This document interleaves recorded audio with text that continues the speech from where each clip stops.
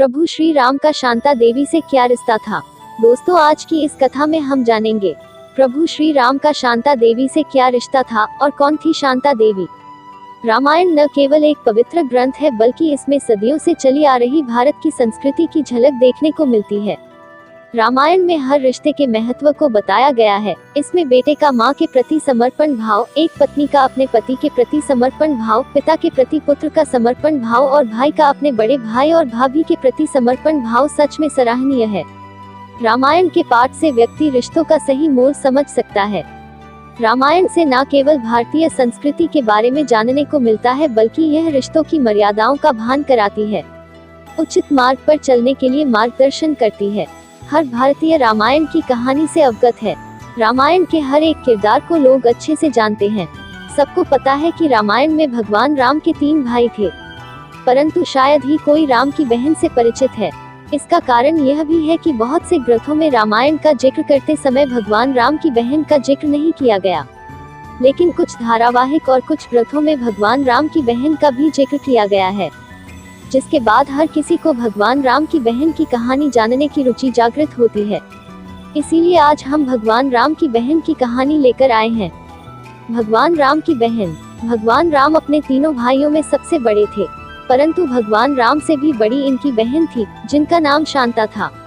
शांता दशरथ और कौशल्या की पुत्री थी, जो भगवान राम और उनके चारों भाइयों से पहले जन्मी थी। अब प्रश्न यह भी आता है कि फिर पूरे रामायण में शांता का जिक्र क्यों नहीं किया गया। भगवान राम के बचपन के प्रसंग में शांता का जिक्र क्यों नहीं है। दरअसल शांता ने जन्म तो अयोध्या में लिया था, परंतु राजा दशरथ और कौशल्या ने शांता को राजा रोमपद को गोद दे दिया था। राजा रोमपद अंग देश के राजा थे और वे त्रेता युग में राजा दशरथ के अच्छे मित्र भी थे। राजा रोमपद, जिनकी पत्नी का नाम वर्षिणी था, उनकी कोई संतान नहीं थी, जिस कारण वे हमेशा ही चिंतित रहती थी। एक बार राजा रोमपद अपनी पत्नी वर्षिणी के साथ अयोध्या राजा दशरथ के घर आते हैं। वहां पर सभी परिवारजन बैठकर बात कर रहे होते हैं। तब उधर से राजकुमारी शांता आती है, जिस पर वर्षिणी का ध्यान जाता है। शांता की शालीनता देख वर्षिणी प्रभावित हो जाती है और वह करुण शब्दों में कह उठती है कि यदि मेरी कोई संतान हो तो भगवान करे शांता की तरह हो। यह बात सुन राजा दशरथ के मुंह से शांता को उन्हें गोद देने की बात निकल आती है। राजा दशरथ राजा रोमपद को अपनी पुत्री शांता गोद देने का वचन दे देते हैं।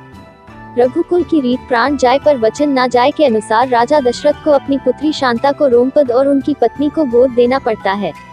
इस प्रकार राजकुमारी शांता जन्म तो अयोध्या में लेती है, परंतु वह अन्य देश की राजकुमारी बन जाती है। शांता का विवाह। शांता बहुत सुंदर थी, साथ ही वह बुद्धिमान लड़की थी। वह वेद, कला और शिल्प की ज्ञाता थी।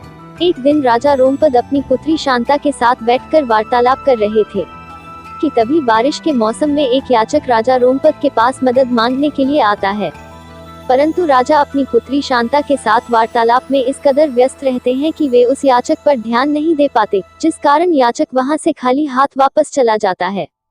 राजा रोमपद का अपने याचक के प्रति ऐसा निरादर व्यवहार देख भगवान इंद्र बहुत क्रोधित होते हैं और वे उस साल अंग देश में वर्षा नहीं करते, जिसके कारण चारों तरफ सूखे से हाहाकार मचने लगती है। सूखे से निजात पाने के लिए राजा रोमपद ऋषि श्रृंग के पास जाते हैं और उन्हें वर्षा कराने के लिए यज्ञ करने की याचना करते हैं। राजा रोमपद के याचना पर ऋषि श्रृंग वर्षा के लिए यज्ञ करते हैं, जिसके बाद अंग देश में वर्षा होने लगती है। वर्षा होने के बाद राजा रोमपद ऋषि से बहुत प्रसन्न होते हैं और उन्हें दक्षिणा में कुछ मांगने के लिए कहते हैं। तब ऋषि श्रृंग उनकी पुत्री शांता का हाथ अपने हाथ में देने की बात करते हैं। इस प्रकार राजा रोमपद ऋषि श्रृंग के बात को ठुकरा नहीं सकते थे, इसीलिए उन्होंने अपनी पुत्री का विवाह ऋषि श्रृंग से कर दिया। शांता का अपने माता पिता से दोबारा मिलन। शांता राजा दशरथ और कौशल्या की इकलौती संतान थी। उसे गोद देने के बाद राजा दशरथ के लंबे समय तक कोई संतान नहीं होती है। अपने कुल को आगे बढ़ाने के लिए राजा दशरथ को पुत्र की चाहत थी, जिस कारण वह बहुत चिंतित भी थे। इस चिंता से मुक्ति पाने के लिए और पुत्र प्राप्ति की लालसा में ऋषि श्रृंग के जाते हैं, जो एक महान ऋषि माने जाते थे। जहाँ पर वे पैर रखते थे, वहाँ सूखा गायब हो जाता था और बारिश होने लगती थी। उनके मात्र चरण स्पर्श से वातावरण में शांति फैल जाती थी और वहाँ समृद्धि रहती थी। राजा दशरथ के पुत्र का पुत्र कामेष्टि यज्ञ करवाने की इच्छा जताई। यज्ञ में निमंत्रण देने के लिए दशरथ ने अपने मंत्री सुमंत को ऋषि श्रृंग के आश्रम में भेजा, जहां पर सुमंत ने राजा दशरथ के द्वारा ऋषि श्रृंग को यज्ञ में निमंत्रण दिया। ऋषि श्रृंग ने कहा कि मैं यज्ञ में शामिल तो हो सकता हूं, परंतु मैं अकेले नहीं आ सकता। यज्ञ कराने के लिए मेरे साथ मेरी पत्नी भी आएगी। सुमंत इस शर्त से सहमत हो जाते हैं, जिसके बाद ऋषि श्रृंग राजा दशरथ को अयोध्या के पूर्व दिशा में यज्ञ कराने के लिए सामान जुटाने को कहते हैं। ऋषि श्रृंग ने यज्ञ कराया और प्रसाद के रूप में राजा दशरथ को खीर दिया, जिसे अपनी तीनों रानियों को खिलाने के लिए कहा। राजा दशरथ ने खीर को अपनी तीनों पत्नियों में बांट दिया, जिसके बाद कौशल्या और कैकेयी ने एक एक हिस्सा स्वयं खाया और एक एक हिस्सा सुमित्रा को खिलाया। इस तरीके से सुमित्रा को 2 पुत्र लक्ष्मण और शत्रुघ्न की प्राप्ति होती है। वही कौशल्या और कैकेयी को एक एक पुत्र राम और भरत की प्राप्ति होती है। इसी यज्ञ के दौरान कौशल्या की नजर ऋषि श्रृंग की पत्नी पर पड़ती है, जिसे देख उन्हें अपनी पुत्री शांता की याद आ जाती है। कौशल्या को देखते ही ऋषि श्रृंग की पत्नी उनके चरण स्पर्श करती है। एक ऋषि की पत्नी कौशल्या के चरण को स्पर्श करती है। एक ऋषि की पत्नी होकर कौशल्या के चरण को स्पर्श करना कौशल्या को कुछ समझ नहीं आया। तब ऋषि श्रृंग की पत्नी ने कौशल्या को सब कुछ बताया और कहा कि मैं आपकी पुत्री शांता हूँ, जिसे आपने अंगदेश के राजा रोमपद को गोद दे दिया था।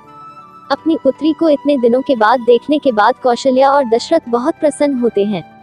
इस तरीके से इतने सालों के बाद कौशल्या और दशरथ का अपनी पुत्री से दोबारा मिलन होता है।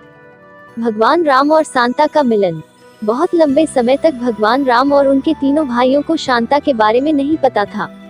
वे नहीं जानते थे कि उनकी एक बड़ी बहन भी है। इतना साल होने के बाद भी कौशल्या अपनी पुत्री शांता के वियोग को भूल नहीं पाई थी, जिस कारण कौशल्या और राजा दशरथ ने कई बार मतभेद हो जाता था। अपनी माता के दुख को महसूस करने के बाद भगवान राम ने कौशल्या से प्रश्न किया कि वे के बारे में सोचकर हमेशा उदास रहती है। तब कौशल्या ने भगवान राम को उनकी एक बड़ी बहन शांता के बारे में बताया, और जिसके बाद भगवान राम और अपने तीनों भाइयों के साथ अपनी बड़ी बहन शांता से मिलने जाते हैं। जब भगवान राम अपनी बहन शांता से मिलते हैं, तब शांता अपने त्याग का फल उनसे मांगती है। तब भगवान राम हमेशा उनके साथ रहने का वचन देते हैं और इस तरीके से जीवन भर वे एक दूसरे की परछाई बनकर रहते हैं।